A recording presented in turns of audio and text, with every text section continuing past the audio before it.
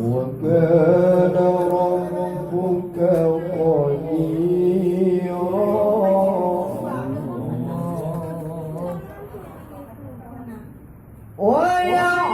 ويعبدون من دون الله ما لا ينفعهم ولا يضرهم وكان الكافرون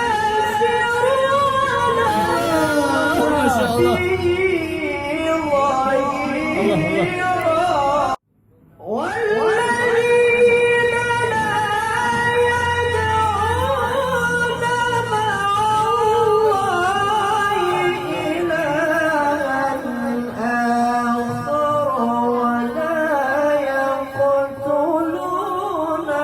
النفس التي حرم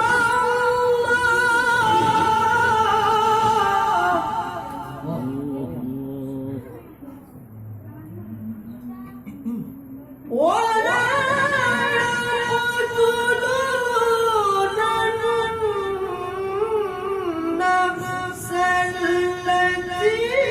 حرم الله إلا بالحق ولا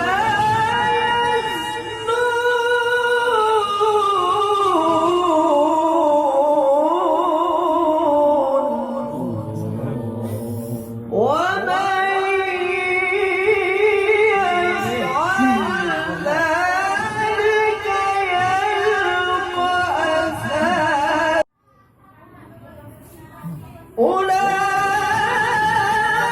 أولئك يجزون الغرفة بما صبروا يلقون فيها تحية وسلاما خالدين فيها حسنت